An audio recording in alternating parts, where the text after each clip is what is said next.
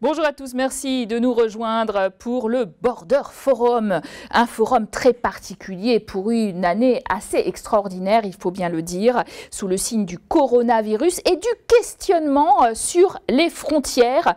Pourtant, les territoires transfrontaliers ont longtemps été considérés comme des laboratoires de l'intégration européenne.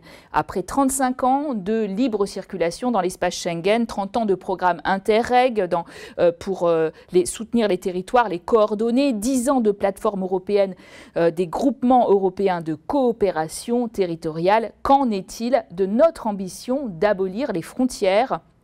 Nous allons tenter de répondre à ces questions avec ce forum virtuel co-organisé par la MOT, par la Commission européenne, le Comité des régions, à suivre donc 4 tables rondes avec, vous allez le voir, des invités au plus haut niveau pour répondre à mes questions, mais surtout aux vôtres, car je vous invite tout de suite à vous enregistrer, bien sûr, et à poser en direct pendant les échanges vos questions. Effectivement, il vous suffit de les écrire comme dans un chat en téléchargeant l'application Slido et avec le hashtag, donc le nom de code, hashtag Border Forum. L'événement est interprété tout de suite avec nos invités en français, anglais et allemand. Alors, pour commencer, un mot de cette initiative, la première du genre, et puis nous engagerons la discussion entre une commissaire, un ministre, un président des comités européens des régions, celui de la mission opérationnelle transfrontalière, de l'association des régions. Tout de suite, petit générique avant de rejoindre notre première table ronde.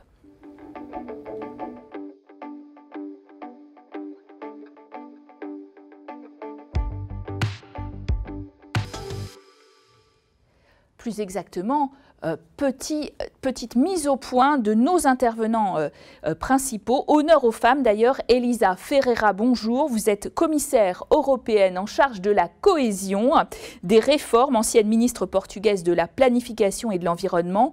On aimerait d'ailleurs entendre votre analyse de cette crise Covid et aussi des solutions apportées par les politiques de cohésion dans la question des frontières et du transfrontalier.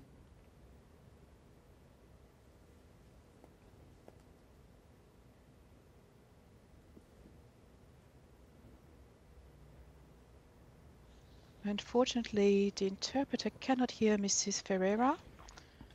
There is no sound. There is no sound. The interpreter cannot hear Mrs. Ferreira. Nous avons un petit problème de son.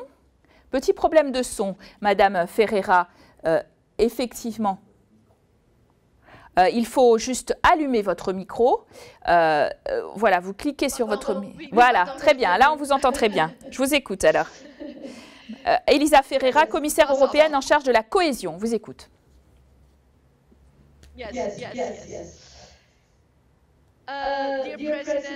Oui.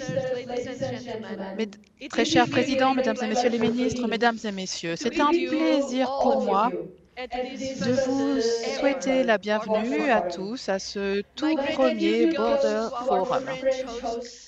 J'exprime ma gratitude à nos hôtes français. Je leur fais part également de toute ma sympathie au peuple français en cette période difficile.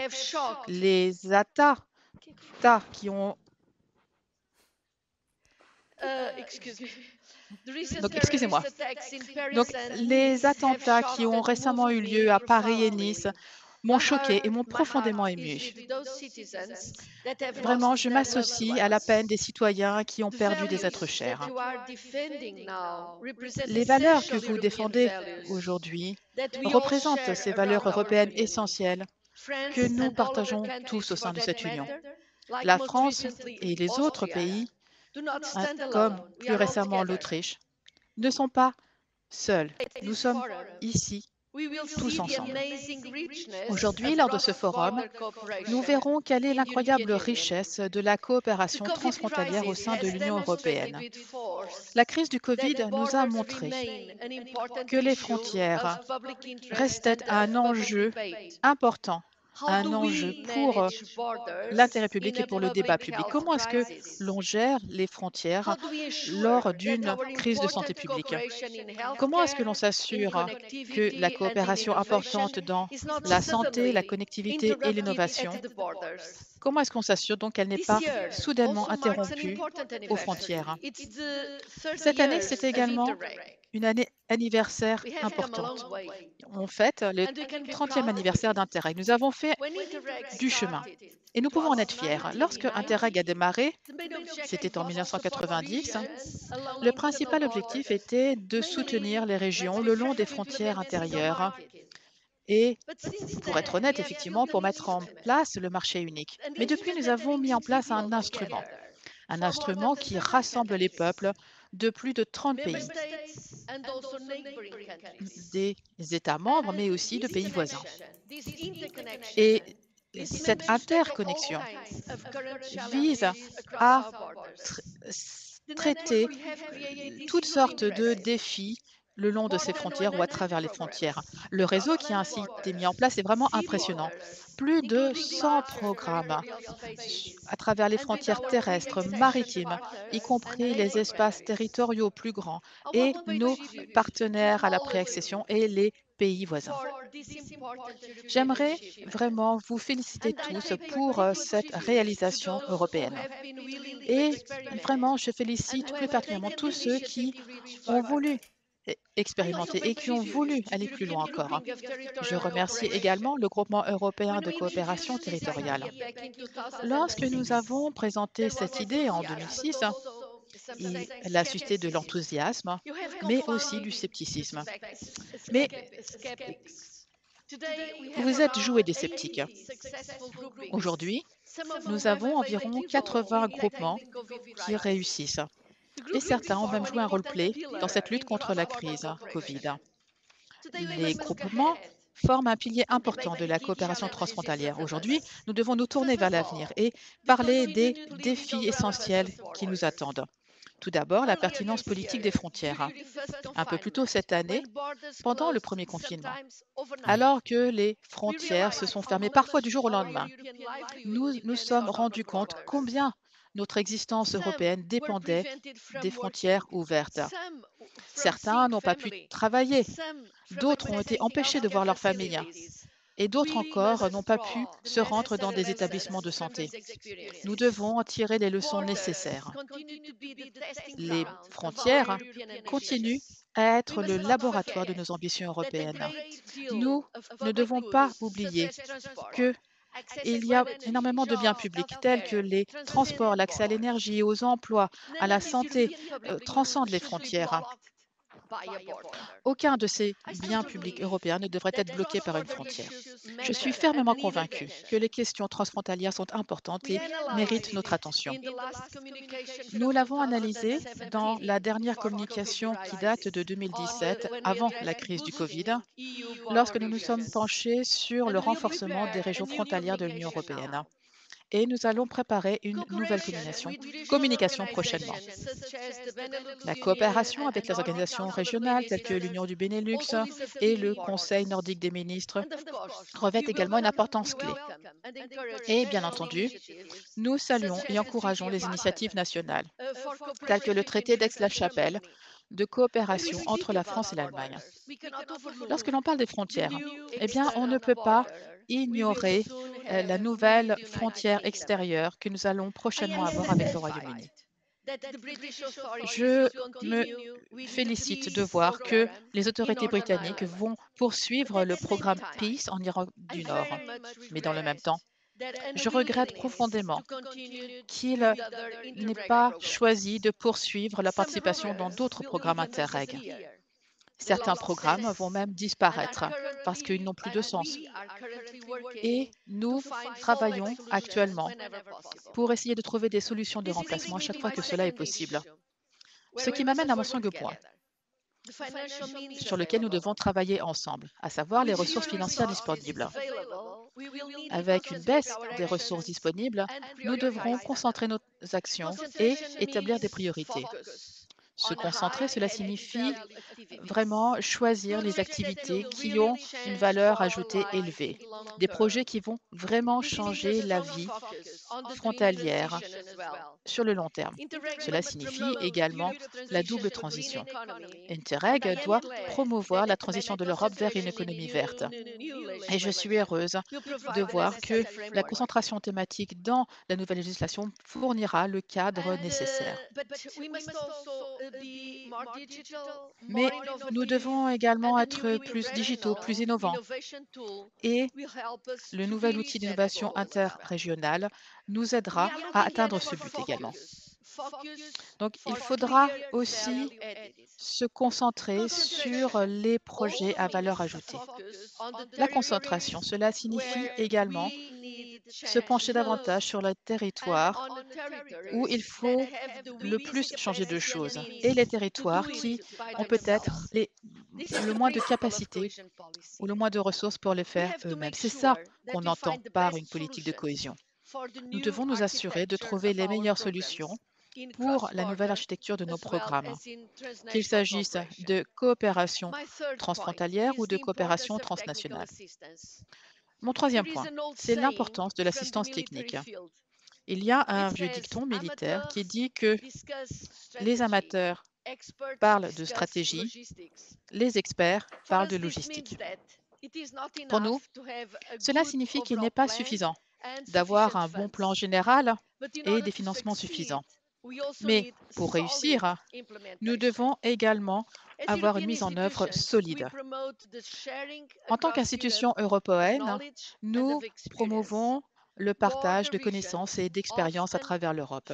Les régions frontalières sont souvent confrontées à des problèmes similaires et elles ne devraient pas avoir à réinventer le fil à couper le beurre à chaque fois. Il faut échanger nos expériences. Essayons de tirer le meilleur de cette coopération. Nous avons mis au point une plateforme en ligne qui s'adresse aux praticiens, les gens qui sont sur le terrain, afin qu'ils puissent échanger leurs expériences. Cet outil est convivial et il contient toutes sortes d'informations pratiques. Nous offrons également davantage de soutien par le biais de ce que l'on appelle les B Solutions. C'est un outil qui s'appelle B Solutions pour solutions à la frontière. Au moyen de cet outil, nous fournissons une expertise juridique, technique dans le transport, la santé, l'échange de données, la reconnaissance des diplômes et des compétences. Et nous avons déjà réalisé plus de 40 cas. Tout cela est fait grâce au travail d'une équipe très engagée au sein de DG Regio. Il s'agit du point de contact frontalier ou point focal frontalier. Alors, je vous invite à les contacter si vous avez des questions ou des besoins spécifiques. Travaillons ensemble. Pour conclure, mesdames et messieurs, la coopération frontalière est plus importante que jamais.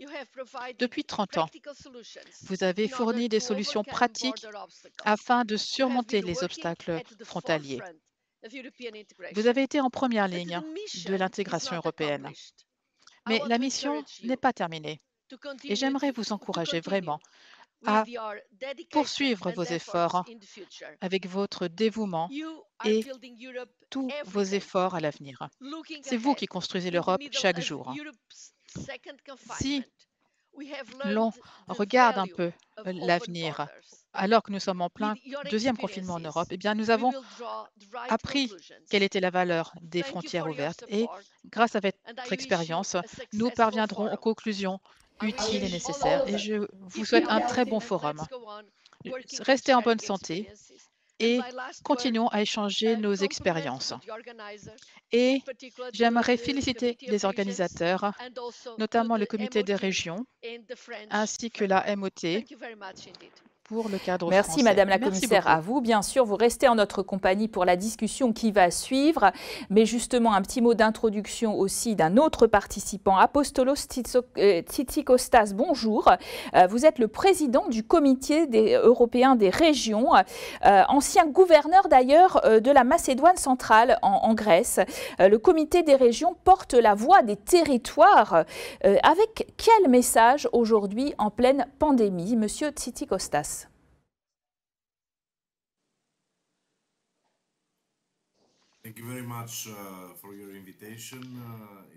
Merci beaucoup pour votre invitation. C'est un honneur de participer à ce forum aujourd'hui. Madame la commissaire Ferreira, Monsieur le président du PECI, très chers représentants des GETC et des régions frontalières, tout d'abord, j'aimerais vous dire que je suis de tout cœur avec vous en France, avec toutes les difficultés auxquelles vous êtes confrontés, que ce soit le terrorisme, la pandémie du coronavirus. Vous êtes confrontés à une vague très forte dans votre pays. Et nous, au Comité des régions, et moi notamment, eh bien, nous sommes là pour vous aider de toutes les façons possibles. Très chers collègues, beaucoup d'Européens n'ont plus d'idée de ce que c'est d'avoir des frontières au milieu de l'Europe. Les contrôles aux frontières, les limitations liées au fait que l'on vit dans un pays ou dans un autre, eh bien, c'est quelque chose que les nouvelles générations ne connaissent pas du tout. Et c'est peut-être un lointain souvenir pour les personnes plus âgées. Néanmoins, même en 2015-2016, la crise de l'immigration a exercé une pression considérable sur l'espace Schengen. Cela a soulevé des questionnements concernant son avenir et certains citoyens, certains responsables politiques se sont même demandé quelle était l'utilité de la coopération transfrontalière. Alors, nous venions à peine de surmonter cette période difficile lorsque la crise du Covid-19 a bouleversé nos modes de vie d'une façon qu'on n'avait jamais vue avant. Avec cette pandémie, nous avons été rattrapés par le passé à nouveau. Les frontières se sont fermées, malheureusement, du jour au lendemain.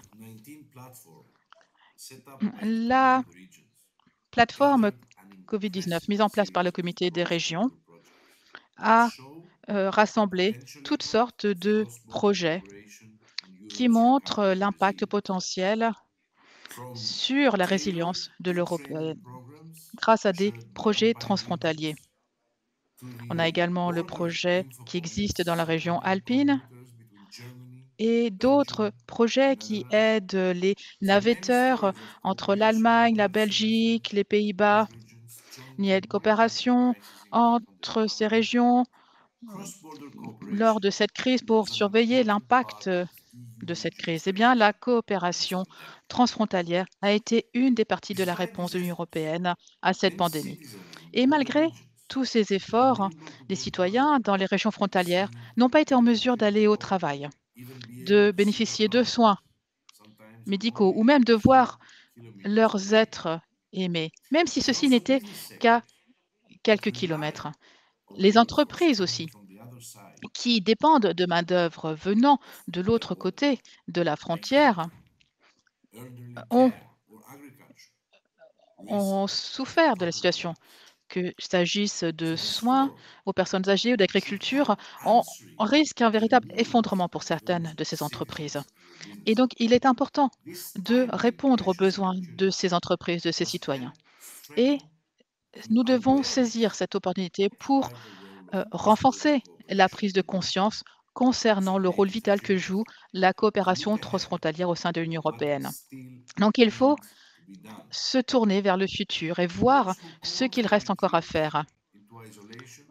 Quant à ceux qui disent qu'il faut se réfugier derrière ces frontières nationales et s'isoler, eh bien nous, notre réponse doit être la suivante.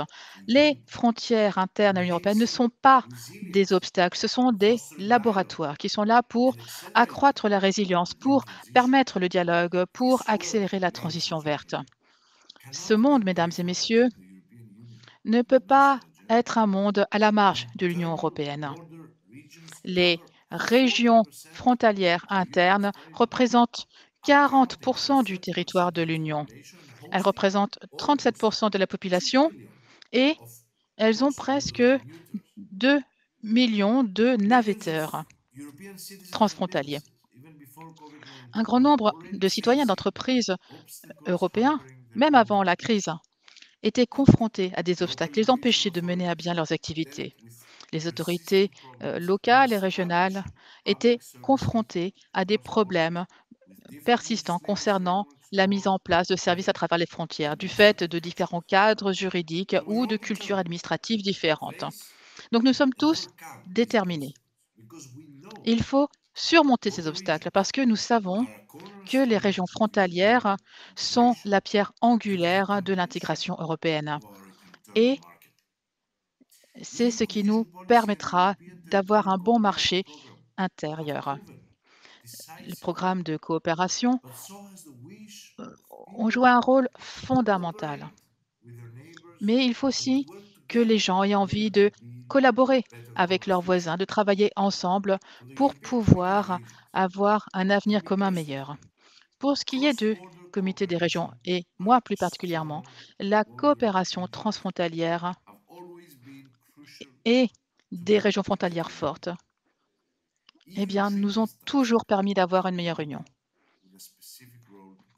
Et notre comité a un rôle spécifique à jouer justement à cet égard. Et nous sommes déterminés à proposer des recommandations globales pour améliorer les choses. Et ça, notre contribution à la conférence sur l'avenir de l'Europe. Parce qu'un très bon travail a été fait par le comité des régions déjà. Nous avons le président Lambert qui a déjà fait une forte contribution et on l'étendra un peu plus tard. Et il y a également d'autres membres du comité des régions qui ont œuvré en ce sens. L'élaboration de nos propositions sur la coopération transfrontalière à long terme est un travail inclusif et exhaustif. Et nous vous invitons tous à apporter votre pierre à l'édifice. Et nous présenterons nos recommandations finales l'an prochain. Donc, nous avons besoin de votre expérience, de vos idées, de vos besoins. Et nous allons très prochainement lancer une consultation publique sur la question. Nos propositions vont insister sur 3 priorités de base. Tout d'abord, supprimer les obstacles à la mise en place de la planification de services stratégiques transfrontaliers tels que les transports publics, la santé, l'éducation, mais aussi le tourisme et d'autres encore. Deuxièmement, avoir les dispositions nécessaires pour, en cas de crise, pouvoir maintenir un bon niveau de service public pour que les gens puissent continuer à mener une vie correcte dans les régions transfrontalières. Troisièmement, nous voulons travailler au marché unique et s'assurer que les 4 libertés fondamentales européennes soient respectées afin que les frontières européennes ne se ferment plus jamais. Troisièmement, nous voulons également renforcer la prise de conscience de la part des populations transfrontalières, y compris par le biais de dialogues locaux et la participation des différents acteurs européens, locaux, régionaux.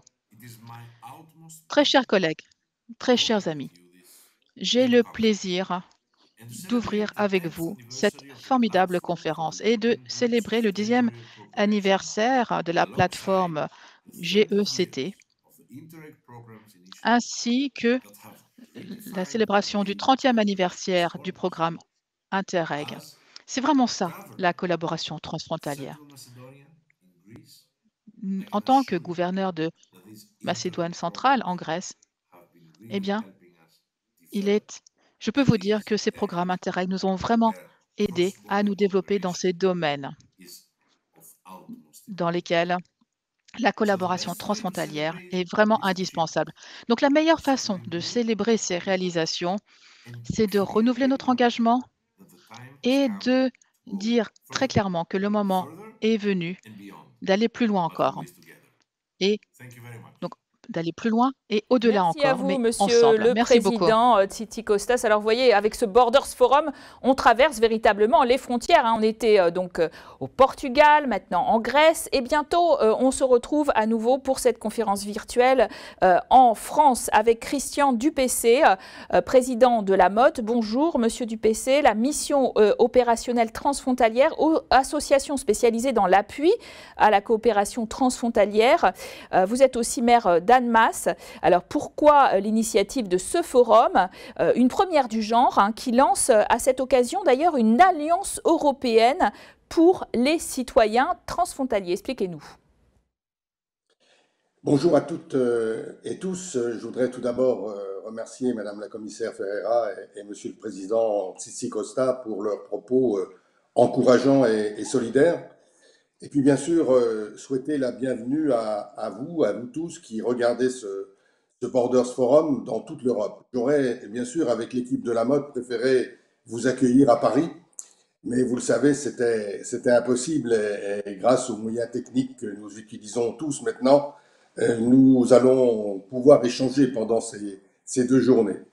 Je crois, et ça a déjà été dit, mais j'y reviens, je crois que la crise sanitaire mondiale que nous vivons met en lumière les spécificités auxquelles nos régions transfrontalières sont confrontées.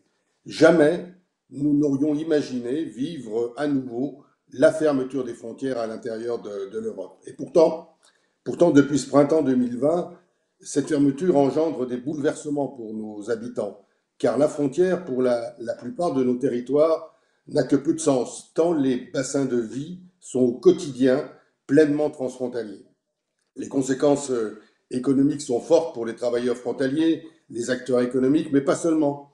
Des familles, des vies ont été tout simplement coupées en deux pendant plusieurs mois et risquent malheureusement de l'être à nouveau dans les semaines qui viennent. La crise actuelle ne fait d'ailleurs qu'exacerber les difficultés vécues par les citoyens des régions transfrontalières pour trouver un emploi, pour accéder aux services de santé, pour se déplacer. De même, les entreprises sont en butte à des barrières qui entravent souvent leur croissance et les collectivités locales, et je le sais pour le vivre au quotidien, restent confrontées à des défis pour mettre en place des services publics transfrontaliers. La crise a, et c'est son côté positif, il faut toujours essayer de tirer vers le haut, la crise a également stimulé de multiples formes de coopération et mis en évidence les interdépendances et la solidarité transfrontalière. Ces solidarités doivent être aujourd'hui renforcées grâce à des politiques publiques européennes et nationales qui reconnaissent pleinement les spécificités des régions transfrontalières, et mes prédécesseurs l'ont dit, qui font de ces zones frontalières des laboratoires. Comment, et c'est la question qui nous est posée aujourd'hui, comment faire prendre en compte concrètement, légalement, réglementairement ces spécificités? Et je crois que c'est en partageant nos expériences, en parlant d'une même voix que nous y arriverons. Voilà, c'est l'objectif de ce premier Borders Forum. Il vise à démontrer le rôle central des territoires transfrontaliers pour rapprocher les peuples européens, baliser le chemin d'une croissance durable et inclusive et soutenir l'intégration européenne. Il faut convaincre les autorités européennes et nationales de mettre les territoires transfrontaliers au cœur de leur action publique. C'est les 2 journées que nous vous proposons avec celle que nous allons vivre dès aujourd'hui avec la Commission européenne et le Comité européen des régions, et puis avec la 10e réunion de la plateforme GECT, et demain, la 2e journée sera consacrée au territoire aux frontières françaises. Mais aujourd'hui, et c'est ce que vous m'avez demandé, nous voulons porter haut la voix des territoires transfrontaliers et de ses habitants, des citoyens transfrontaliers, en France et en Europe. C'est le sens de l'Alliance européenne pour les citoyens frontaliers. 3 des organisations qui le représentent, l'ARFE, l'Association des régions frontalières européennes, le CESCI, Central European Service for Cross Border Initiative, et la mission opérationnelle transfrontalière ont échangé régulièrement depuis le mois de mars avec la DG Région et la Commission et le Comité des régions pour arriver à un document, cette alliance, que nous vous proposons au débat et bien sûr à la signature. Alors permettez-moi très succinctement d'en donner les principaux axes. Il y en a 10. Le premier, c'est la volonté de souligner l'importance de la coopération transfrontalière pour le processus d'intégration de l'Union européenne et de demander que les régions transfrontalières retrouvent la place qui leur revient au centre de l'attention de l'Union européenne. Le deuxième axe, c'est d'inviter l'Union européenne à associer les régions frontalières et les groupements transfrontaliers à la conférence sur l'avenir de l'Europe. nous allons les appuyer pour organiser des consultations publiques transfrontalières afin que les points de vue des citoyens transfrontaliers soient pris en compte. Et puis, la démocratisation de la coopération transfrontalière peut passer, et c'est un débat, par des conseils transfrontaliers permanents, voire par des assemblées parlementaires interrégionales. Le troisième axe, c'est nous voulons que les pouvoirs publics frontaliers doivent disposer de compétences appropriées, de ressources dédiées et de procédures accélérées de manière à surmonter les obstacles à la mise en œuvre de leurs projets transfrontaliers. En fait, je viens de citer un extrait du traité franco-allemand d'Aix-la-Chapelle et on pourrait espérer que cela soit valable pour toutes les frontières européennes. Le quatrième, c'est d'inviter le Parlement européen, le Conseil, la Commission à mener à bien les négociations concernant le projet relatif au mécanisme transfrontalier européen et à veiller à son adoption. Nous demandons également la mise en place d'une approche similaire pour les frontières extérieures à l'Europe. Le cinquième point, c'est de demander aux institutions européennes et aux autorités de lever tous les obstacles juridiques et administratifs à la libre circulation, au travail transfrontalier, aux services publics transfrontaliers, à la coopération des services d'urgence et de santé, ainsi qu'à toute forme de coopération susceptible de profiter aux citoyens vivant dans les régions transfrontalières. Le sixième axe, c'est le manque de coordination entre États membres dans la transposition de la législation de l'Union européenne crée sans cesse, et c'est pourtant pas l'objectif, de nouveaux obstacles. Et nous voudrions recommander que la Commission européenne procède à des analyses d'impact territorial transfrontalier qui examineraient les effets de la législation de l'Union européenne sur les régions frontalières, mais aussi l'incidence du manque de coordination dans la transposition de ce droit européen. Septième axe, nous encourageons les États membres et les régions à mettre en place des observatoires transfrontaliers afin de surveiller l'intégration transfrontalière et encore une fois de recenser et de supprimer les obstacles transfrontaliers. Le huitième, c'est inviter l'Union européenne à établir un cadre efficace pour les services publics afin que les collectivités et les États membres puissent soutenir les citoyens vivant dans les États voisins en leur fournissant les services qui ne sont pas fournis à un moment ou à un autre par leur propre État membre. Et cela apporterait, j'en suis sûr, une valeur ajoutée extrêmement importante en termes de cohésion territoriale de l'Union européenne. Neuvièmement, nous appelons les institutions de l'Union et les États membres à associer activement les régions transfrontalières à toutes les phases du Pacte vert pour l'Europe, de l'instrument Next Generation et de futures politiques similaires. Et enfin, nous demandons aux institutions de l'Union européenne de garantir un niveau minimal de coopération transfrontalière en cas de crise, comme bien sûr pour la pandémie du Covid-19. Cette législation devrait garantir l'ouverture des frontières intérieures, la fourniture de services publics frontaliers et le bon fonctionnement du marché unique et de l'espace Schengen. Nous souhaitons des critères harmonisés au niveau européen pour la gestion de ces futures crises. Voilà, cette alliance est proposée aujourd'hui à vous tous, aux personnes, aux institutions européennes et nationales. Et j'ai envie de dire, rejoignez-nous, rejoignez cette alliance. Les territoires transfrontaliers sont en première ligne de la crise sanitaire, comme ils doivent être demain au cœur de l'Europe. Ce sont ces territoires et surtout leurs citoyens qui doivent être le moteur de l'intégration européenne conçue dans l'intérêt des habitants. Nous sommes dans le vécu qui nécessite des solutions concrètes. C'est ce que nous allons sans doute aborder pendant ces 2 jours. Je vous remercie et je vous souhaite un très bon forum. Du PC, président de la Motte, de cette clarification sur la fameuse alliance. Vous restez en notre compagnie parce que nous allons engager le débat avec justement les différentes institutions qui vont répondre à cette question et à votre appel à les rejoindre. Il est temps de démarrer maintenant la première table ronde juste après ce jingle.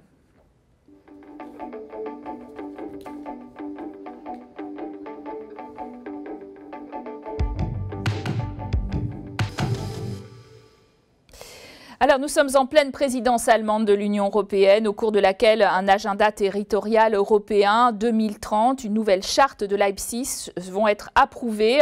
Dans quel sens pousser la coopération des territoires, la thématique transfrontalière?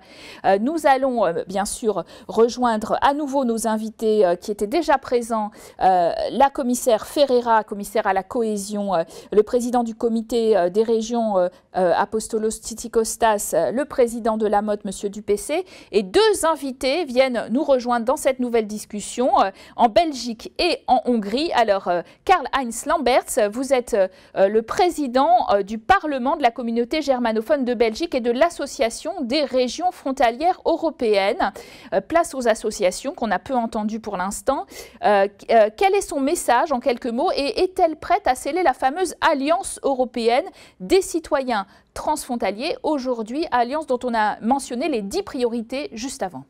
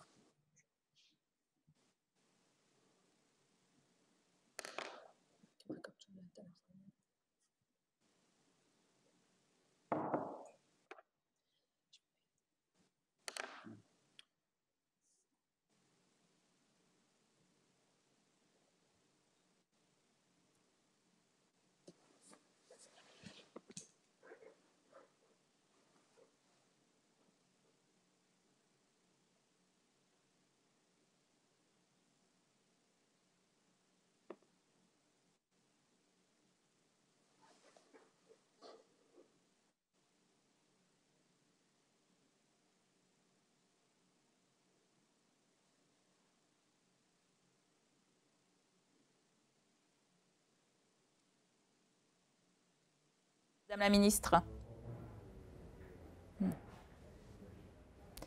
Judith, voilà. Monsieur Lamberts, vous avez récupéré votre micro peut-être? Oui?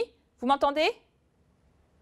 Judith Varga, alors, ministre hongroise de la Justice, je le disais là, en Hongrie, est fortement engagée dans la coopération transfrontalière, y compris hors de l'Union européenne, avec la Serbie, l'Ukraine, régionale aussi, avec bien sûr le groupe de Visegrad des pays d'Europe centrale. Est-ce que vous soutenez l'alliance transfrontalière dont vous venez d'entendre parler et comment surtout?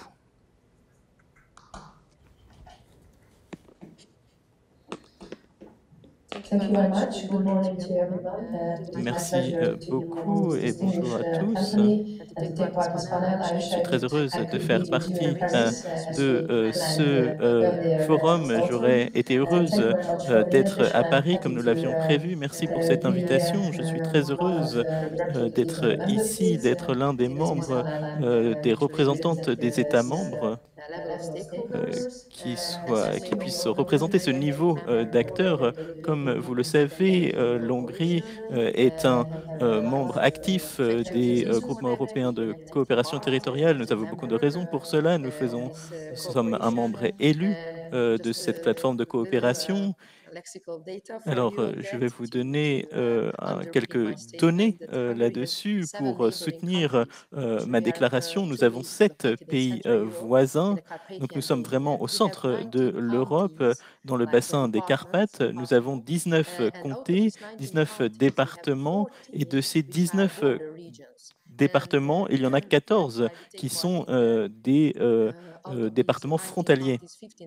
Et donc, de ces 19 départements, 15 font partie d'un programme de coopération transfrontalier. Donc, le caractère transfrontalier est très symbolique de notre partenariat européen et une grande partie des citoyens hongrois vivent dans des régions transfrontalières, bien plus que la moyenne européenne. Donc, ça souligne notre participation. Il y a 2,5 millions de Hongrois qui vivent aussi dans les pays voisins de la Hongrie, donc ils forment un pont entre nos pays. Et aujourd'hui, 40 villes petites et moyennes se situent proches de la frontière et leur capacité à agir dépend de la coopération. Chers membres du panel, ce que je voulais ajouter, c'est que lorsque l'on parle de la discussion de l'avenir de l'Europe, il nous faut vraiment prendre en compte que les paysages économiques et politiques changent et vont changer après la crise du Covid-19. Il y aura une période de compétition forte et nous devons renforcer notre coopération stratégique et nous avons plus beaucoup de temps. Il nous faut pouvoir répondre de manière unie aux différents défis qui existent à l'extérieur et à l'intérieur de nos frontières. En Europe, il sera important de choisir une direction avec un consensus entre les États membres qui reflète les priorités des citoyens. Et je pense que ce qui est essentiel, eh bien, c'est le rôle des citoyens dans la discussion sur l'avenir de l'Europe. Et les institutions européennes ont aussi un rôle central pour que les citoyens puissent identifier les zones de coopération et faciliter le travail en commun. On peut aussi s'améliorer dans la communication avec les citoyens européens. C'est crucial pour garantir un vrai union démocratique. Le comité des régions aura un rôle à jouer important dans la création d'un avenir pour l'Europe avec le comité social et économique en s'appuyant sur l'égalité et les valeurs des institutions. Je ne sais pas combien de temps j'ai encore pour ces remarques d'introduction, mais j'ai beaucoup à dire. Nous allons commencer peut-être la discussion avec les autres panélistes. Madame la commissaire à la cohésion, Elisa Ferrara, vous avez entendu donc évidemment beaucoup d'attentes à la suite de la crise Covid-19 en matière de politique et de plan de relance européen, le fameux plan à 750 milliards d'euros qui n'a échappé à personne pour contribuer à lutter contre la crise. Mais est-ce qu'on veut toujours, à l'heure d'aujourd'hui, encourager cette approche territoriale, offrir plus de ressources et de pouvoir aux autorités frontalières? Est-ce que c'est vraiment encore d'actualité?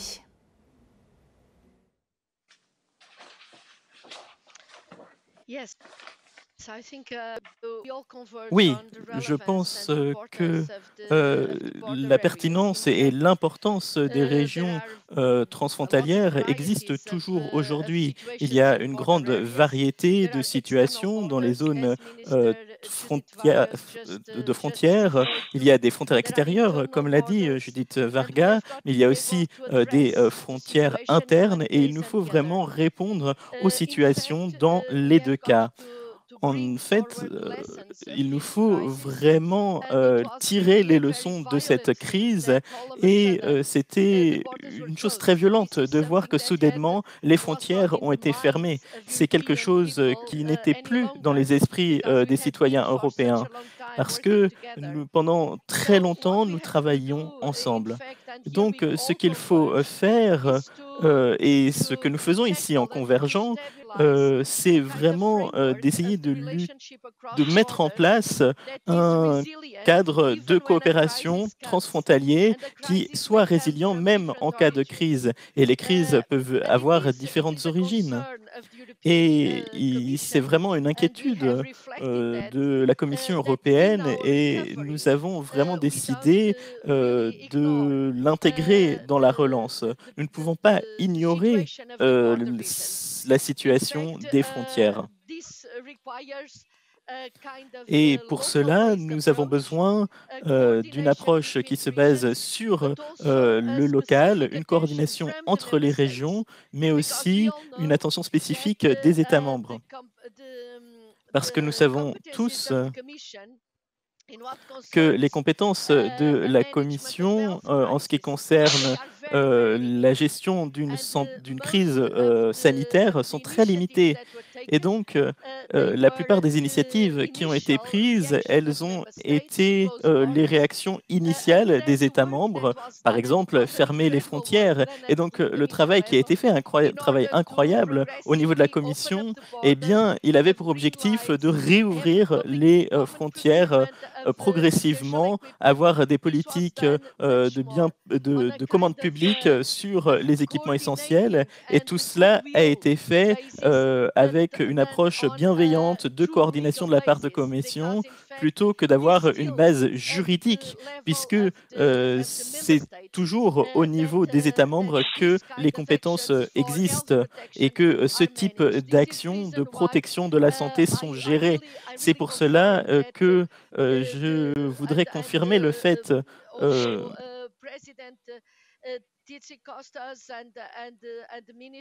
et avec le président Tzitzikostas et avec la ministre Judith Varga, ce que je voudrais confirmer, c'est qu'il y a un véritable rôle du nouvel agenda dans le contexte de la discussion sur l'avenir de l'Europe.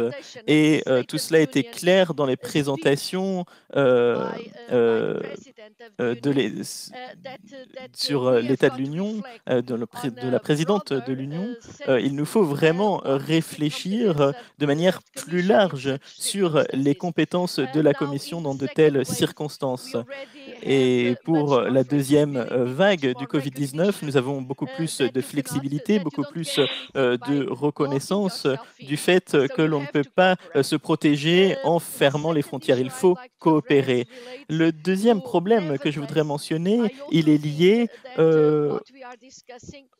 au fait que ce dont on parle nécessite qu'au niveau des régions et des autorités régionales, nous créons et commencions à travailler sur un partage d'une compréhension commune de la situation de la crise. En cas de crise, il y a des libertés qui doivent être respectées et il y a aussi un niveau minimum de services publics qui doit être garanti même en période de crise. Et pour cela, nous avons besoin d'un travail détaillé entre les régions, mais aussi il nous faut que les États membres reconnaissent le rôle de ce qui se passe dans ces régions. Parce qu'au niveau de la Commission, nous nous sommes rendus compte qu'un certain nombre de ces confinements au niveau des frontières, eh bien, ils n'avaient pas été coordonnés avec les régions. Et on peut comprendre, bien sûr, que dans un contexte de panique, il faut réagir rapidement, mais c'est quelque chose qui n'avait pas été préparé et un certain nombre de régions et de citoyens, d'un jour à l'autre, ils se sont rendus compte qu'ils ne pouvaient plus traverser la frontière, même s'ils vivaient d'un côté et travaillaient de l'autre. Et donc, bien sûr, c'est quelque chose qui était très problématique et très malheureux. Et donc, il y a beaucoup de travail qui peut être fait sur des détails sur la préparation à la crise et je pense que pour les programmes futurs, la Commission est tout à fait intéressée dans le cadre d'Interreg et dans le cadre des financements de la cohésion de répondre à ces questions. Il y a une nouvelle initiative qui a été, il y a aussi la relance, et donc pas simplement pour les questions d'urgence, mais plutôt à long terme, il faut continuer à se pencher sur ces questions frontalières, les voir comme quelque chose que l'on peut espérer d'oublier, essayer de construire qui puisse bénéficier aux communautés de chaque côté des frontières. Et il nous faut aussi travailler au mécanisme transfrontalier européen qui peut stabiliser des systèmes qui résisteraient aux crises. Donc il y a encore beaucoup de travail à faire. La Commission est très attentive et je parle de Bruxelles, de mon bureau ici à la Commission. Mais je ne suis pas au Portugal, je suis à Bruxelles, et je suis dans mon bureau à la Commission européenne. Effectivement, pour ajouter à la Commission, nous sommes pour ajouter à la discussion, effectivement, très intéressante sur l'impact sur les frontières de cette crise du coronavirus, avec effectivement des pays qui, dans la panique, ont parfois dû restaurer des frontières intérieures, ce qui n'a pas stoppé le virus véritablement, et puis surtout la coopération était été nécessaire, transfrontalière contre la pandémie. Karl-Heinz Lamberts, vous êtes cette fois-ci avec nous, président du Parlement de la communauté germanophone de Belgique, association des régions frontalières d'Europe, voilà, avec nous. Alors, votre association, quel est son message face à ce virus, effectivement, qui met en question, qui questionne la frontière véritablement, et puis pourquoi justement sceller l'Alliance européenne des citoyens transfrontaliers? Oui, l'importance des frontières n'est pas d'aujourd'hui. Elle existe depuis très longtemps. L'ARFE, l'association dont j'ai l'honneur d'être le président, va fêter l'année prochaine son 50e anniversaire. Et ce demi-siècle est aussi un demi-siècle d'histoire des frontières en Europe. Ce petit continent qu'est l'Europe, tout juste un peu plus grand que l'Australie, ce continent est celui qui a la plus grande densité en frontières nationales. Et l'effort de l'intégration européenne était un extraordinaire effort pour dépasser ces frontières qui souvent sont des cicatrices de l'histoire et que l'Union essaye de transformer en joint puissant de la cohésion européenne. Mais néanmoins, il faut le dire très clairement, dès qu'il y a une crise, et là, l'Union n'est pas pauvre en crise, dès qu'il y a une crise, que ce soit les attaques terroristes en 2015, que ce soit la même année la migration, que ce soit maintenant le Covid, qu'est-ce qui se passe? Comme un réflexe, les États ferment les frontières, même au-delà de toute législation européenne. Et ce réflexe nationaliste est toujours très présent. Alors qu'en réalité, pour soulever les vrais problèmes auxquels on est confronté, il faudrait justement dépasser les frontières, coopérer au-delà des frontières et élaborer des réponses puissantes. C'est ce qui doit absolument se faire et ce qui ne se fait que partiellement. Mais néanmoins, nous constatons, et c'est un signe d'espoir, qu'une très grande partie des responsables européens et des organisations de la société civile, des femmes et hommes politiques ont la conviction qu'on ne saura réussir demain qu'en coopérant davantage. C'est ça le vrai espoir qui existe pour le moment, et c'est en cela aussi que l'initiative de cette alliance citoyenne pour la coopération transfrontalière est si importante, et je remercie vraiment la Motte de l'avoir initiée ensemble avec les autres partenaires. C'est important, c'est même fondamental, et j'espère que ça nous permettra d'envisager les problèmes de demain avec plus d'efficacité encore que nous le faisons aujourd'hui. Justement, à la mission La Motte et dans votre région, est-ce que vous avez le sentiment que la crise du coronavirus a renforcé la coopération territoriale européenne, ou au contraire, le transfrontalier est désormais suspect de laisser passer le virus et de ne pas être suffisamment outillé aussi pour faire face aux crises sanitaires et économiques qu'il engendre?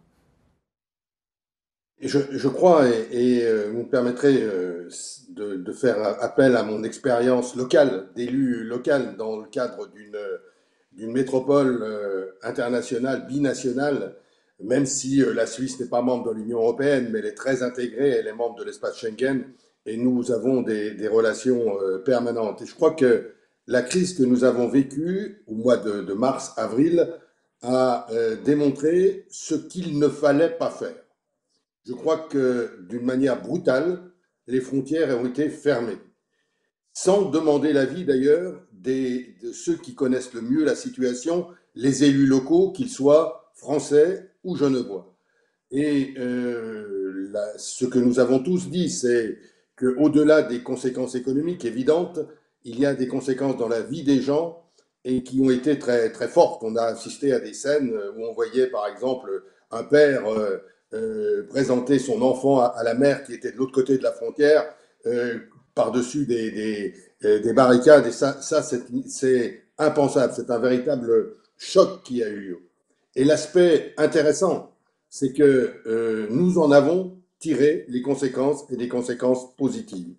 Aujourd'hui, malheureusement, dans ce deuxième choc de la pandémie, le choix de laisser les frontières ouvertes a été fait aussi bien par la Suisse que par la France, et nous nous en réjouissons.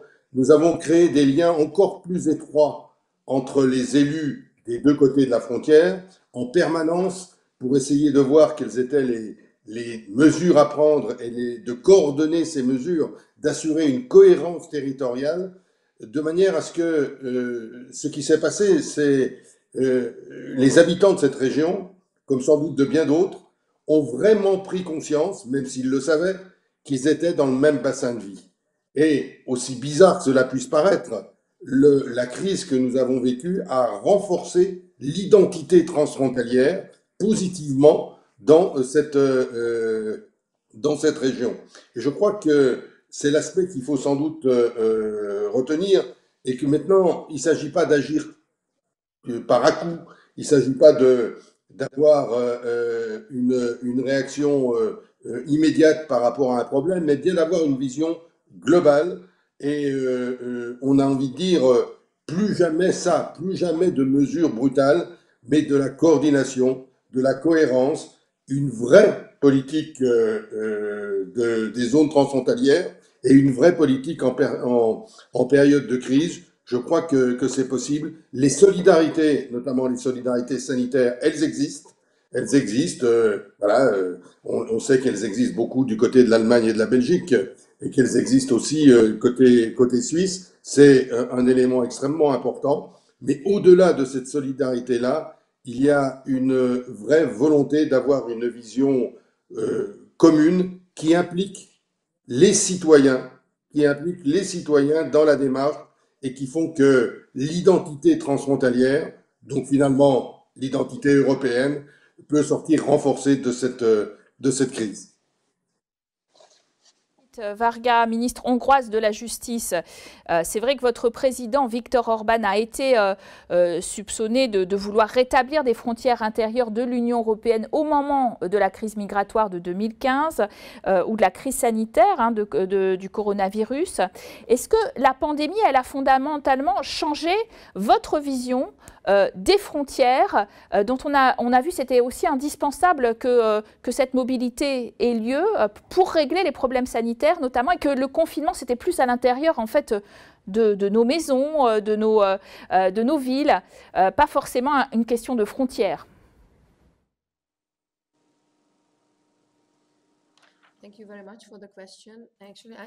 Merci beaucoup pour cette question. Je voudrais peut-être séparer ces deux problèmes, cette question de la migration et de la pandémie, parce que ce sont vraiment des défis différents dans leur nature. La Hongrie, avant la crise du Covid-19, demandait une vraie restauration de l'espace Schengen. Nous l'avons fait pendant très longtemps. Nous avons toujours vraiment demandé dans les forums européens que les frontières internes soient supprimées et que l'on vraiment laisse l'espace Schengen s'opérer complètement. Et la précondition pour cela, c'est d'avoir une vraie protection aux frontières extérieures de l'Union européenne. Donc ce sont les deux côtés de cette politique. Il faut une forte frontière extérieure pour qu'à l'intérieur de la zone Schengen, il puisse y avoir une vraie circulation libre des biens et des marchandises et des personnes. Dans le cas du Covid, il y a eu vraiment un défi sans précédent à tous les pays de l'Europe, particulièrement pendant la première vague au printemps. Et tous les pays ont fait face à une situation extrêmement difficile et nous faisions face aussi à un certain nombre de défis inconnus. Maintenant, on en sait plus sur la pandémie et sur le Covid-19. Et je voudrais vous rappeler qu'au cours de l'été, il y a eu une situation qui s'est un peu améliorée. Les chiffres redescendaient et la Hongrie a été l'un des premiers pays à vraiment supprimer toutes les mesures aux frontières pour vraiment remettre en place la libre circulation des personnes et des marchandises. crise. Et puis, il y a eu une deuxième vague et il y a eu une décision qui a été prise sur la base des experts scientifiques, puisqu'il y a un organe, l'organe opérationnel, qui aide le gouvernement à prendre des décisions et sur la question du confinement, mais aussi des mécanismes aux frontières et de la mesure aux frontières. Et c'est pour cela qu'il y a eu la réintroduction des mesures qui avaient été prises au printemps. Mais ce que je voudrais aussi souligner, c'est qu'il y a beaucoup d'exceptions à cela. En particulier, il y a eu l'exception pour le groupe de Visegrad, pour les citoyens venant des pays du groupe de Visegrad. Il y avait une exception pour les contrôles aux frontières, mais cette exception n'existe plus depuis la fin du mois d'octobre. Elle n'est plus en place. Il y a aussi des exceptions pour les personnes qui vivent à la frontière et ceux qui se déplacent chaque jour d'un côté à l'autre de la frontière. Je voudrais aussi vous donner des exemples concret de l'impact de la pandémie sur la mobilité transfrontalière. À la majorité de nos frontières, la mobilité des travailleurs a été assurée avec une limite de 30 km entre le domicile et le lieu de travail de ces travailleurs. Et ça a très bien fonctionné. Et je voudrais vous rappeler que j'étais en contact avec mon contact autrichien et avant que chaque mesure soit mise en place, le gouvernement a aussi permis le mouvement transfrontalier de tous ceux des agriculteurs qui cultivaient des zones dans l'autre côté de la frontière. Ils avaient aussi cette possibilité et nous avons aussi beaucoup coopéré pour aider les pays voisins avec des équipements de protection. Pendant déjà la première vague, notre gouvernement a envoyé ces équipements, 600 000 masques, des dizaines de milliers d'équipements de protection et de tests, mais aussi donc dans nos pays voisins de l'Union européenne, mais aussi à des pays non membres comme la Serbie. Nous leur avons fourni 300 000 masques, mais aussi en Croatie, en Macédoine du Nord. La Croatie est un membre, bien sûr, mais ce sont des pays voisins de la Hongrie. Et pendant la deuxième vague, je voudrais aussi vous dire que la Hongrie a envoyé des ventilateurs en Tchéquie et 200 docteurs et infirmiers en Slovaquie pour faciliter les tests de masse. Et moi, dernière remarque, et les GECT hongrois ont donné des informations sur les régimes aux frontières, ont collecté des masques et des désinfectants et les ont envoyés dans les pays voisins. Par exemple, la GECT Gate to Europe a mis en place une étude sur l'impact de la pandémie et ces résultats ont été publiés sur la page Covid-Natif du comité des régions avec l'assistante du CECI. Et donc, les GECT ont très bien fonctionné, mais ce que je voudrais dire, peut-être un peu plus tard, je pourrais revenir sur ces questions, mais ce que je voudrais dire, c'est notre politique sur la migration et la protection aux frontières extérieures de l'Union européenne qui, selon moi, est cruciale, mais je vais m'arrêter. Vous estimez, pardon, votre Premier ministre, hein, bien sûr, ce n'est pas votre président, Viktor Orban, mais votre Premier ministre a été très coopératif, dites-vous, sur la question des frontières. Tout de même, Monsieur Tzitzikostas, c'est le risque quand même avec ce coronavirus, hein, puisqu'on est au chapitre de la pandémie, qui nous plonge les uns et les autres dans des phases de confinement et de déconfinement très sévères. En Grèce, par exemple, il est très fort, ce confinement en ce moment. Il empêche de facto la libre circulation entre les pays. Il bloque les transfrontaliers parfois quand même, hein, en raison de manque de transport, etc. Est-ce qu'il n'y a pas un risque de remise en cause à long terme de l'idée même d'abolir les frontières entre les Européens, de remise en cause de Schengen ?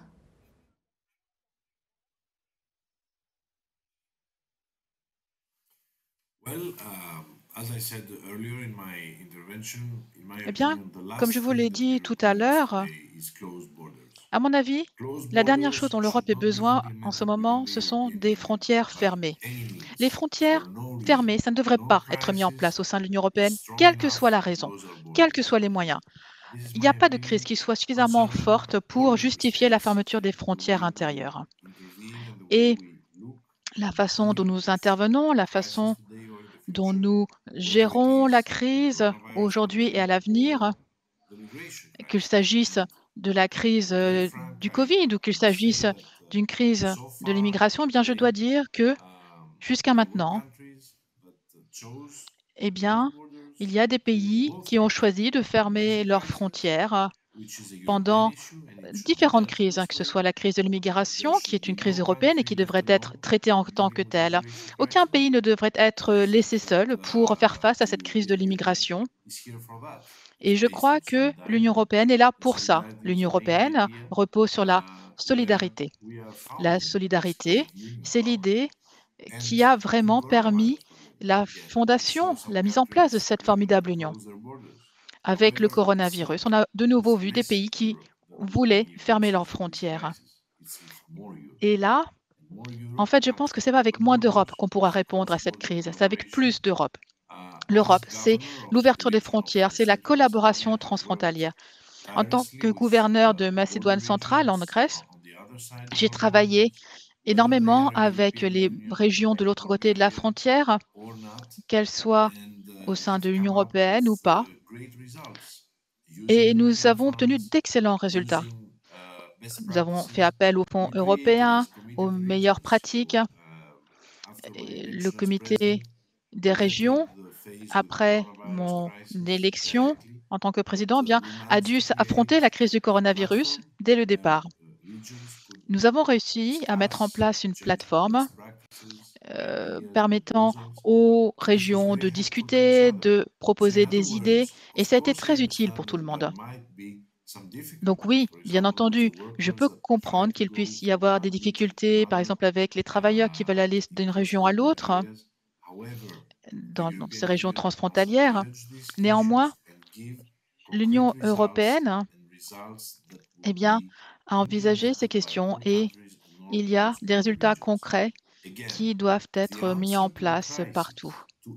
La question à cette crise, à toute crise quelle qu'elle soit, ne doit pas être un affaiblissement de l'Europe, moins d'Europe. Non, au contraire, il faut plus d'Europe, plus de collaboration. Et c'est comme ça que nous répondrons à cette crise. Plus d'Europe, ça va vous inspirer parce qu'effectivement, vous attendez avec impatience la conférence sur l'avenir de l'Europe où on va demander un petit peu les grandes orientations du futur aux citoyens, hein, et puis on va réfléchir dessus. Alors, ce n'est pas seulement les 2 millions de travailleurs transfrontaliers qui sont concernés, ni d'ailleurs les 150 millions qui vivent dans les régions frontalières, mais est-ce qu'on arrive finalement à parler aussi à ceux qui ne sont pas dans ces régions-là, 250 millions d'Européens, qu'on a du mal à intéresser peut-être à cette question du transfrontalier, de la frontière, de la libre circulation au jour le jour. Oui, la libre circulation concerne évidemment en tout premier lieu les gens vivant dans les régions frontalières.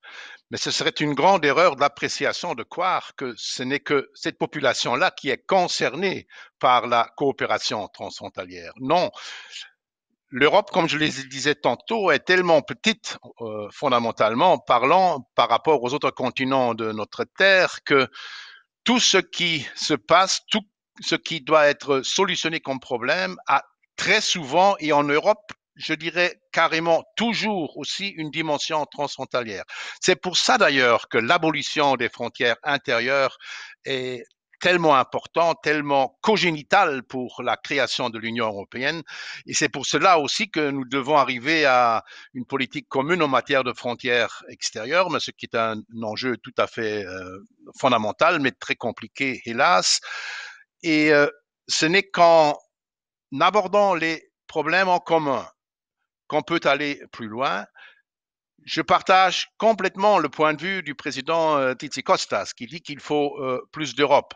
Mais il faut s'entendre, c'est pas plus d'Europe pour juste avoir plus d'Europe. Non, c'est avoir plus d'Europe dans les enjeux où on ne saura plus trouver des solutions adéquates sans prendre en compte cette dimension continentale.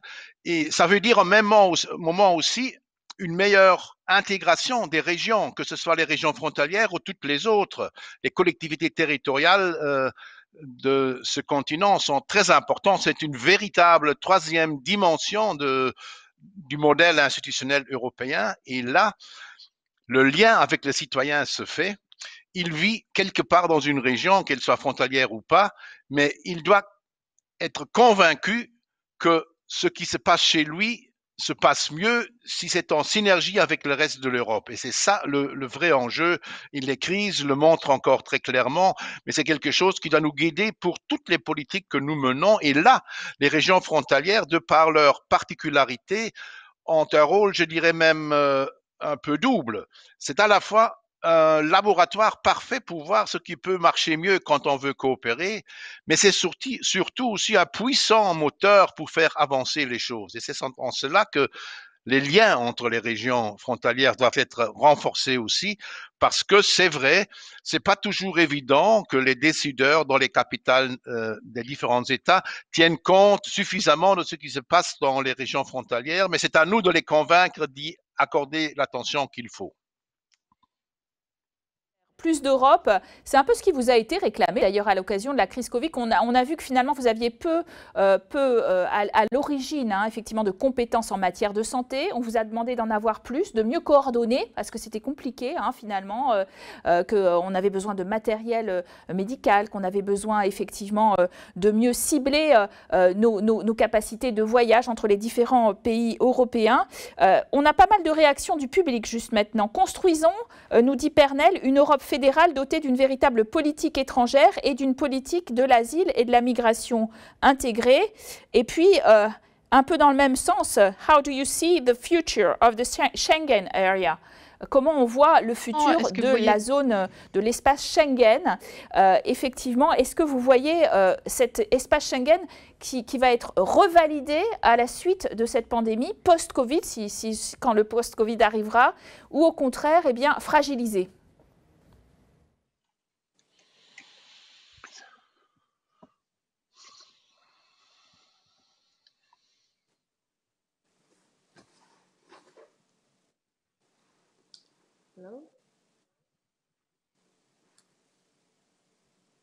Vous voyez finalement cet espace Schengen revalidé par la crise Covid, si vous m'entendez?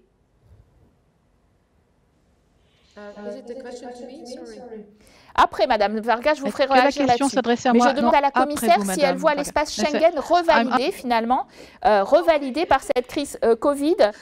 Effectivement, c'était une des questions de nos téléspectateurs.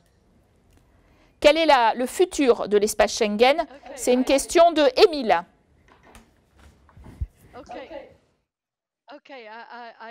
D'accord, d'accord. Excusez-moi, je n'avais pas compris que cette question m'était adressée. Excusez-moi.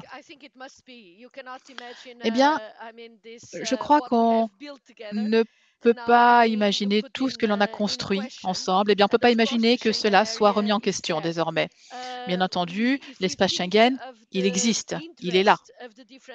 Si on pense à l'intérêt portés par les différents États membres, eh bien, ils apprennent eux aussi ce qui s'est passé pendant la première vague, parce que eux aussi ont réalisé que ça allait à l'encontre de leur intérêt d'avoir des frontières fermées. Parce que, en fait, les travailleurs ne pouvaient pas passer la frontière et on doit être interconnecté. Et il y avait aussi le problème des matières premières, des équipements qui ne pouvaient pas passer la frontière. Par exemple, dans certains cas, des équipements médicaux étaient d'un côté de la frontière, et on en avait besoin de l'autre côté, et c'était bloqué. Donc, d'un seul coup, on s'est rendu compte qu'il fallait accepter l'ouverture des frontières, qui ne signifie pas pour autant que qu'il ne faille pas confiner une certaine zone ou une certaine ville. Mais la frontière ne doit pas être finalement le critère principal. Donc, si tout le monde a les mêmes critères et si il faut confiner une certaine région, une certaine zone, et que on traite les personnes de la même façon, quel que soit le côté de la frontière où elles sont, eh bien, dans ce cas, c'est objectif. Il ne s'agit pas de préférences politiques ou d'autres critères, finalement. Donc, je pense que c'était une leçon très importante pour nous. Et maintenant, nous sommes confrontés à une deuxième vague. Et il est dans l'intérêt des États membres de le reconnaître. Je pense que ça, c'est une des leçons que nous avons apprises. La deuxième chose que j'aimerais dire, c'est que de plus en plus, la coopération, bien entendu, pour plus d'Europe, c'est nécessaire pour surmonter tous les défis auxquels nous sommes confrontés. Les défis ne se présentent pas uniquement au niveau national, ce sont des défis au niveau européen, au niveau international. Et par exemple, en Union européenne, lorsqu'il y a des feux de forêt en été, eh bien, on peut coopérer. Lorsqu'il y a des déplacements de migrants, là aussi, il faut coopérer. Lorsqu'il y a des problèmes de criminalité organisée, de blanchiment d'argent, là aussi, il faut avoir une approche coordonnée. Et donc, il y a aussi la mondialisation, les défis climatiques, le terrorisme et ces enjeux, eh bien, on ne peut pas les aborder uniquement au niveau d'une région ou d'un État membre. Donc, il faut plus de coopération intelligente et, bien entendu, plus d'Europe. Et Schengen doit être là. Nous avons donc plus d'informations, plus de coopération, afin que sur la base de nos valeurs communes, nous soyons en mesure de relever ces défis communs. Et les risques Madame ne cessent Varga, d'augmenter. plus d'Europe, ce n'est pas forcément toujours le mot d'ordre de votre pays, hein, la Hongrie, parce que vous êtes plutôt sur l'idée d'une Europe des nations. Alors plus Europe, ça ne va pas forcément vous plaire. Alors, je précise que vous, je crois que vous avez été personnellement touché par le coronavirus, vous allez nous le dire. Hein. Est-ce que vous pensez que justement, avec cet épisode de la pandémie, qui est très, très importante pour les Européens, ils ne pensent plus qu'à ça depuis presque un an maintenant, hein, est-ce que vous pensez qu'au-delà de la solidarité financière aux régions touchées, les aides à l'emploi que déploie la Commission, etc., la solidarité transfrontalière pour les malades, c'est-à-dire les pays voisins qui accueillent, par exemple, dans les hôpitaux, ceux du voisin lorsqu'ils sont saturés, ça, est-ce que ça va jouer? Est-ce que ça peut encore jouer dans la deuxième vague?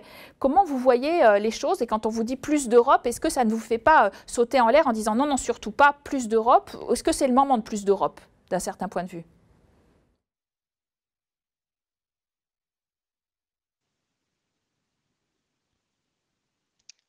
On n'entend pas, Madame Varga. Oui, voilà. Alors, écoutez, toutes sortes de points soulevés dans une seule question. Je pense que ça va me prendre beaucoup de temps de répondre à tous ces aspects. Donc, je vous remercie de votre question. Alors, pour ce qui est de mon état de santé, je viens de me remettre du coronavirus. Ça a eu un impact sur l'ensemble de ma famille. Nous avons été en quarantaine avec 3 jeunes enfants. C'était assez difficile, je vous l'avoue. Et finalement, je suis contente d'être ici aujourd'hui. Et alors, c'était une expérience tout à fait utile parce que on apprend beaucoup de choses en fait avec ce nouveau virus.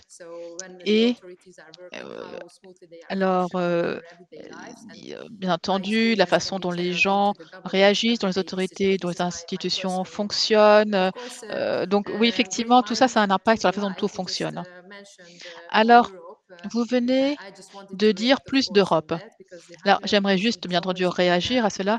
La position de la Hongrie a toujours été un peu rétive à cette idée de plus d'Europe parce que nous avons quelques préoccupations. En fait, ce que nous pensons, c'est qu'il faut une Europe plus sûre et plus large, plus grande. C'est pourquoi nous sommes pour un élargissement de l'Europe. Nous sommes tout à fait avec l'Autriche pour que les autres pays des Balkans puissent rejoindre l'Union européenne rapidement.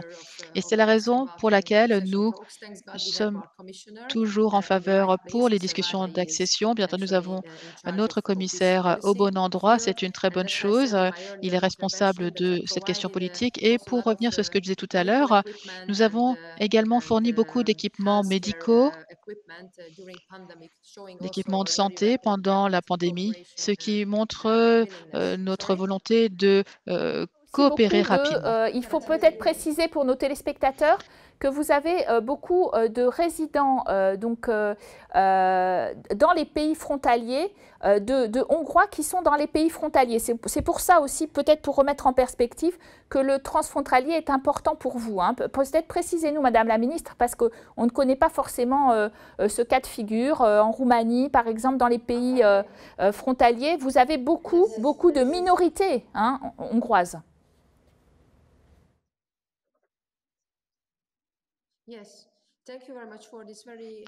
Oui, tout à fait. Oui, merci. C'était tout à fait pertinent comme remarque. Alors, c'est pour des raisons historiques. Après la Première Guerre mondiale, la Hongrie a perdu les 2 tiers de son territoire. Et donc, il y a 20 millions de Hongrois qui se sont retrouvés à l'extérieur des frontières hongroises. Et aujourd'hui encore, les frontières hongroises, eh bien, on a encore 2,5 millions de Hongrois qui vivent à l'extérieur du pays. Donc, 10 millions de Hongrois dans le pays et puis encore un certain nombre à l'extérieur. Donc, un pourcentage assez élevé. Donc, pour nous, la coopération transfrontalière, surtout avec l'accession et l'intégration européenne, eh bien, nous, on voit les choses plus larges parce qu'on fait tous partie de la même communauté et la coopération transfrontalière a une signification toute particulière. Alors, j'aimerais revenir sur votre question précédente sur le plus d'Europe. Alors, juste, j'aimerais dire que nous sommes en faveur du cadre que nous avons rejoint. Il y a les compétences de l'intégration européenne et il y a aussi des compétences qui relèvent toujours de la souveraineté nationale. Et nous souhaiterions préserver ce type de status quo. Nous ne sommes pas en faveur d'une union totalement intégrée. Nous pensons qu'il faille une union fédérale.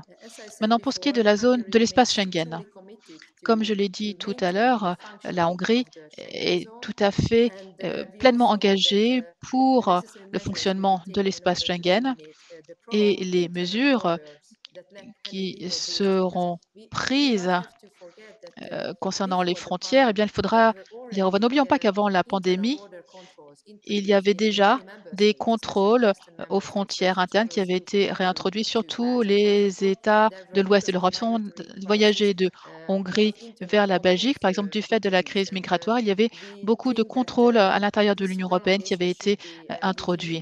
Et nous pensons qu'il va falloir réduire ce genre de contrôle. Après la pandémie, il n'y a pas de base juridique, en tout cas pas suffisamment de base juridique pour conserver ces contrôles à l'intérieur des frontières, dans les frontières intérieures de l'Europe.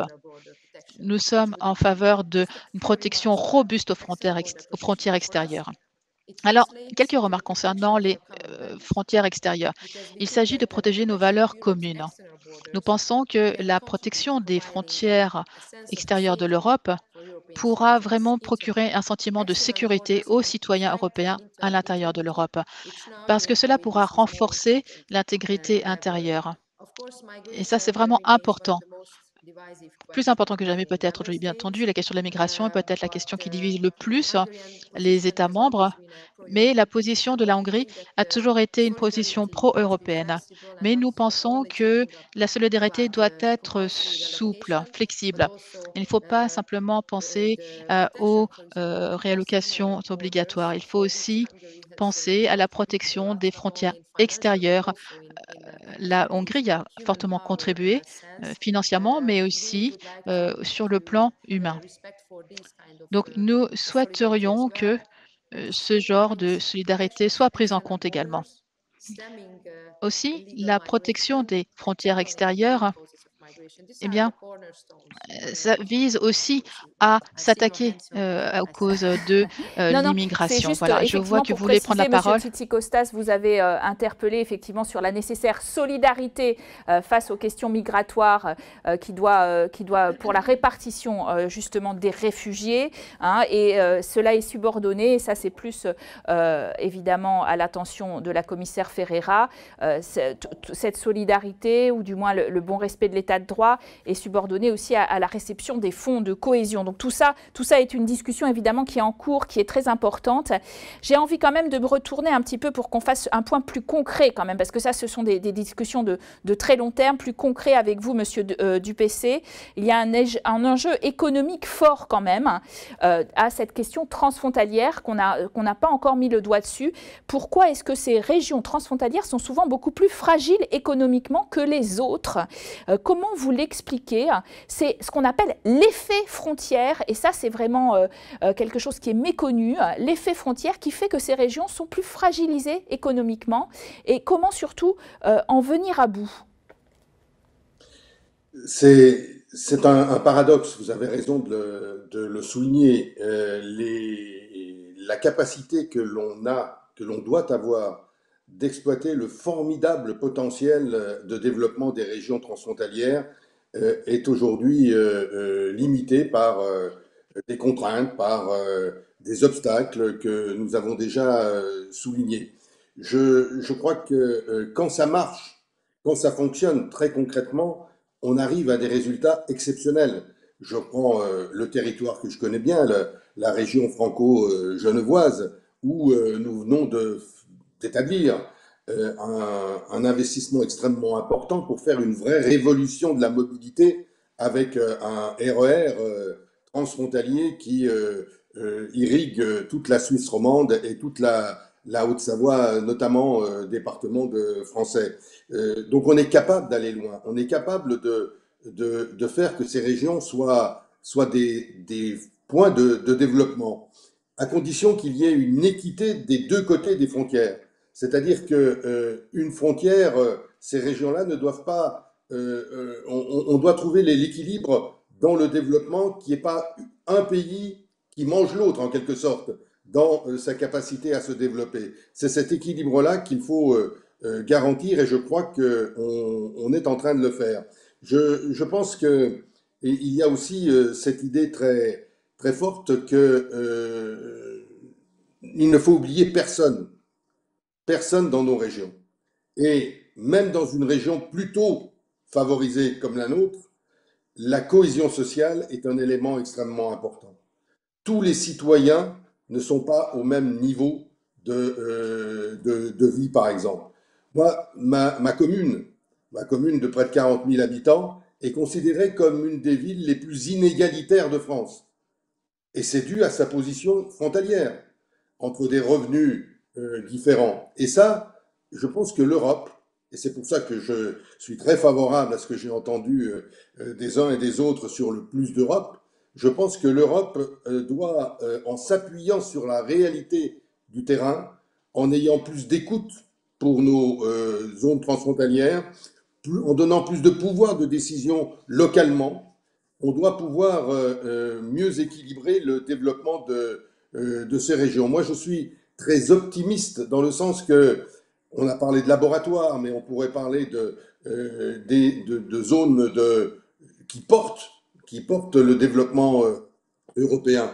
Et je crois que les zones frontières sont aujourd'hui une chance pour renforcer la citoyenneté européenne.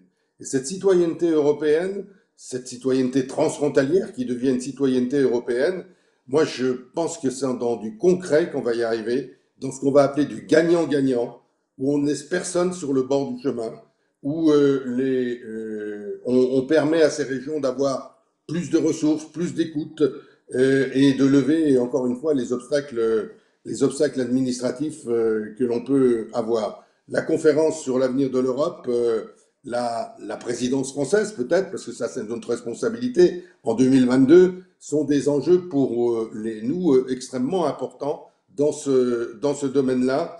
Et je crois que l'intérêt du débat d'aujourd'hui, l'intérêt de ce Borders Forum, c'est de mettre le focus sur des régions qui sont finalement la chance de l'Europe, la chance de l'intégration européenne. Et cette chance, elle passe parce qu'on est capable de mettre le citoyen européen au cœur de la démarche, et que ce soit une démarche qui s'appuie sur la réalité du terrain et qui ne vienne pas tout simplement, quelquefois, même quand on a les meilleures intentions, d'en haut. Je crois que c'est parce qu'on saura écouter, on saura prendre en compte ces réalités que l'on avancera de manière importante pour l'avenir et que l'on évitera cette fragilité des zones transfrontalières pour en tirer tout le potentiel qui est très grand. Justement, pour Monsieur Lambert et Monsieur Tzitzikostas, j'ouvre les panels de questions parce qu'on a une dizaine de questions qui sont déjà rentrées pour vous. Alors, qui veut répondre à quel impact, Benoît Villot, quel impact sur l'emploi à la fermeture des frontières? Cette question nous vient de Benoît Villot. Et de Ben, bonjour, une question pour les experts, que vous êtes bien sûr. Le concept classique de frontière fondée sur le critère de territoire est-elle une notion en crise? Monsieur Lambert, Monsieur Tzitzikostas, à laquelle vous voulez répondre. Quel impact sur l'emploi ou une notion classique de frontière fondée sur le critère de territoire est-elle en crise? Monsieur le Président du Comité des régions, Monsieur Tzitzikostas, on vous écoute.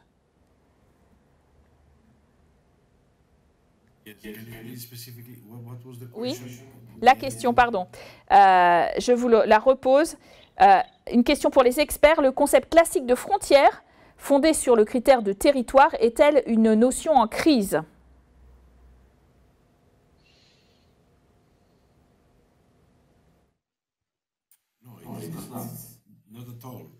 Non, il n'y a pas de crise, pas du tout, de ce concept. Je pense que si on me pose la question, je pense que les frontières ouvertes vont à l'encontre de la souveraineté nationale. Non, c'est le contraire. Ils renforcent leur économie et ils renforcent la coopération économique. Ça permet aussi aux pays européens de se concentrer sur leurs priorités, vraiment en déplaçant leur personnel vers des questions plus importantes, mais il est important que nos frontières extérieures soient protégées pour que nous puissions avoir des frontières ouvertes au sein de l'Union européenne. Mais je ne vois pas de questions liées à la souveraineté des États impact, Monsieur avec Lambert, cette question des frontières. Donc Benoît Villot vous demande quel impact sur l'emploi à la fermeture des frontières. Oui, ça dépend évidemment des situations. Là où il y a une grande mobilité déjà sur le marché de l'emploi, cet impact est tout à fait catastrophique. Les gens rencontrent subitement les pires difficultés pour poursuivre leur activité professionnelle de l'autre côté de la frontière. Des opportunités de création d'emplois disparaissent. Là, il y a vraiment beaucoup de choses qui sont beaucoup plus difficiles quand on a des frontières fermées que dans le cas où on a des frontières ouverte. Mais cela étant, cette dimension de frontière reste toujours importante, même quand elles ont disparu, parce qu'il y a aussi les différences de système. Quand je passe une frontière qui n'est plus un lieu de contrôle, alors j'entre dans un autre système juridique sans m'en rendre vraiment compte que jusqu'au moment où j'ai une difficulté. Et aussi, il y a beaucoup de frontières qui continue encore à exister de la tête des gens. C'est peut-être les frontières les plus difficiles à dépasser parce qu'on a bien vécu aussi des expériences très compliquées ces derniers temps quand subitement les frontières se ferment. Il y a des gens qui passent quand même parce qu'ils veulent aller dans un magasin ou bien qu'ils veulent aller faire autre chose. Alors, tout de suite, il y a des agressivités qui réapparaissent. Non, je crois que nous avons vraiment intérêt à maintenir les frontières ouvertes, mais en faisant tout ce qu'il faut aussi pour que ce passage cause le moins de difficultés possibles. Et là, je crois que c'est toujours, et ça rejoint un peu la deuxième question, c'est toujours un grand écart. Je crois que la dimension de territoire change beaucoup par la mondialisation, par les technologies de communication, mais une chose reste tout à fait fondamentale. Les gens vivent pas dans l'Internet, dans les ondes ou je ne sais pas où, ils vivent toujours quelque part dans un village, dans une ville, dans une région, et cet ancrage est très important. Mais il ne faut pas que ça devienne un argument de repli, d'exclusion. Il faut que ce soit un ancrage qui permet davantage encore d'avoir une ouverture vers l'extérieur. Et c'est le champ, l'échange entre les deux dimensions qui fait la force de l'Europe. Et là, je crois que nous avons vraiment besoin de plus d'Europe, bien qu'il faut surtout aussi avoir des valeurs communes en Europe. Et là, nous avons encore un grand travail à faire. Il suffit de lire le dernier rapport de la Commission sur l'état de droit en Europe, mais ça, c'est une autre question. Mais nous devons continuer à discuter, à aller ensemble de l'avant, et nous devons tous les jours davantage dépasser les frontières. J'ai envie de vous poser une question et une d'ailleurs téléspectatrice vous pose un peu la même. 2021, normalement les Britanniques évidemment nous quittent, nous serons 27 et non plus 28. Les frontières extérieures de l'Union européenne sont en train de bouger sur la Manche. Alors est-ce qu'on va poursuivre des projets transmaritimes qui existaient avec nos amis anglais? Ça c'est ma question. Je vous pose en anglais justement celle d'Amantine à 10h53 qui vous écrivez What about the future cooperation in the Channel area, given the new external border situation de la coopération dans la zone de la Manche, étant donné la nouvelle situation avec le Brexit et l'impact sur la vie quotidienne?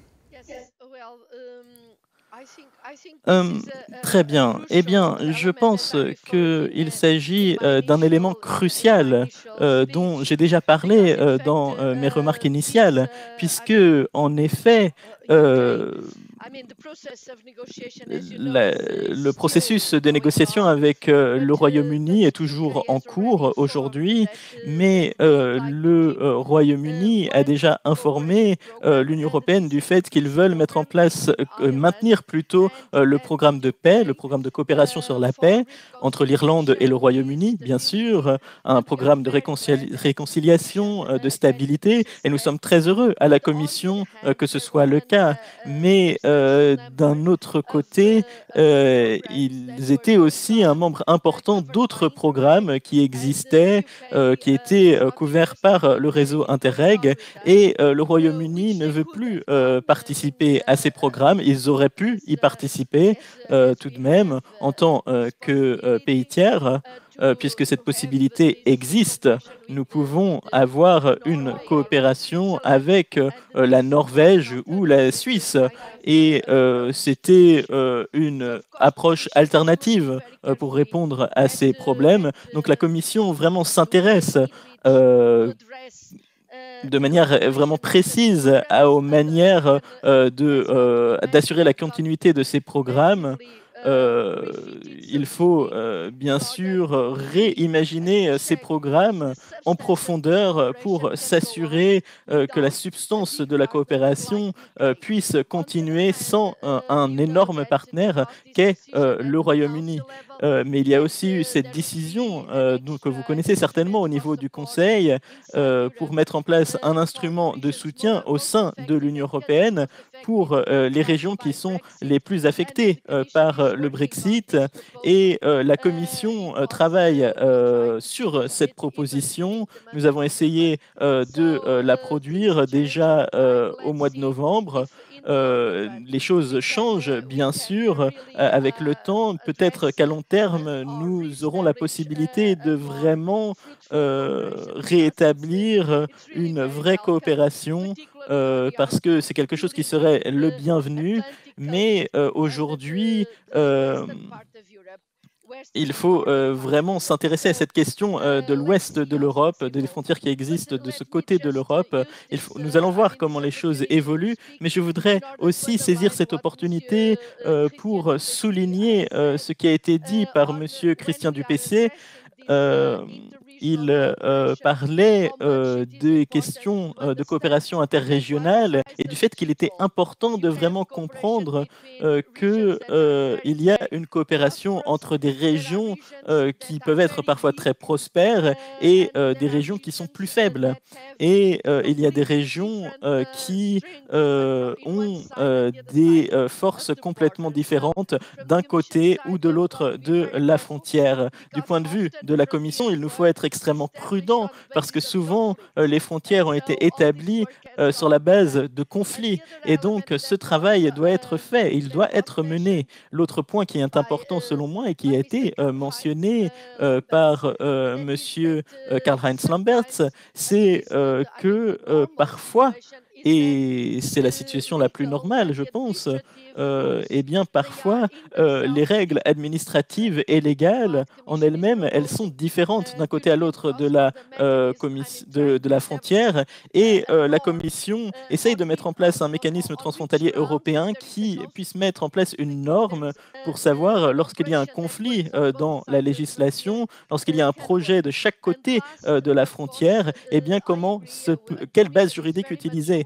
Et enfin, la Commission est tout à fait au courant du fait qu'il nous faut avoir une gestion de la frontière extérieure, une gestion prudente.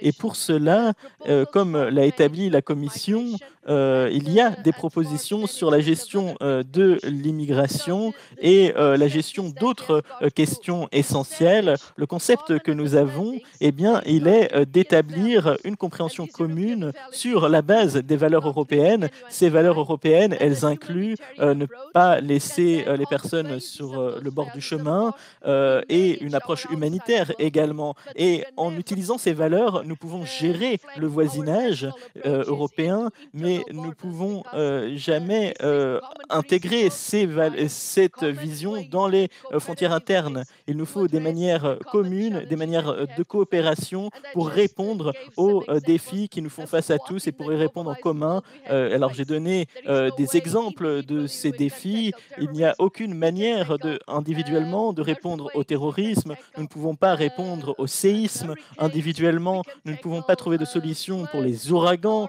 Nous ne pouvons pas lutter contre les inondations. Nous pouvons lutter contre le terrorisme, encore une fois, le blanchiment d'argent ou le crime organisé. Il faut être ensemble véritablement sur la base de nos valeurs communes et ainsi gérer en commun ce que nous devons gérer. Et c'est la position de la Commission. Il n'y a pas de frontières, vous le dites, hein, pour le terrorisme, il n'y a pas de frontières pour le changement climatique et ces accidents en matière, effectivement, en matière de température et d'épisodes très difficiles. Puis il n'y a pas de frontières non plus pour les virus, on l'a vu. Peut-être une petite réponse de Madame Varga et on prend une dernière question de nos spectateurs. La ministre en Hongrie. Hein.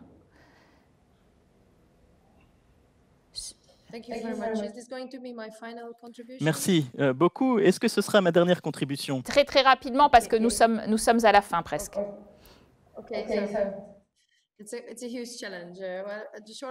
Oui, alors c'est un défi très important. Alors pour répondre sur le Brexit, nous disons souvent que le problème de la dernière commission, et peut-être que nous espérons que la commission ne fera pas les mêmes erreurs, c'est que l'Europe n'a pas été capable véritablement de maintenir le Royaume-Uni à l'intérieur de l'Union européenne et de stopper la crise de la migration.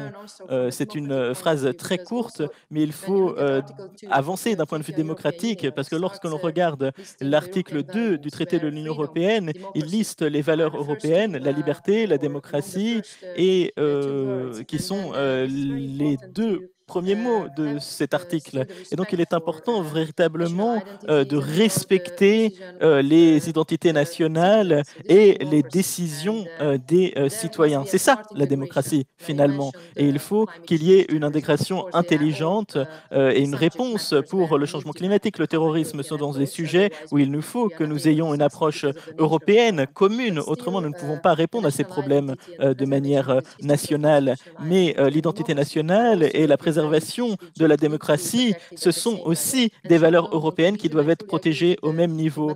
Et encore sur la cohésion, je suis tout à fait d'accord avec Madame la Commissaire, la cohésion est une politique clé au sein de l'Union européenne. Nous sommes extrêmement heureux de voir que pendant le sommet européen en juillet, nous avons pu, avec nos pays amis, protéger la plateforme de financement pour la cohésion. C'est une politique qui est extrêmement importante encore aujourd'hui. Il faut être protégé et personne ne doit être abandonné. La question finale.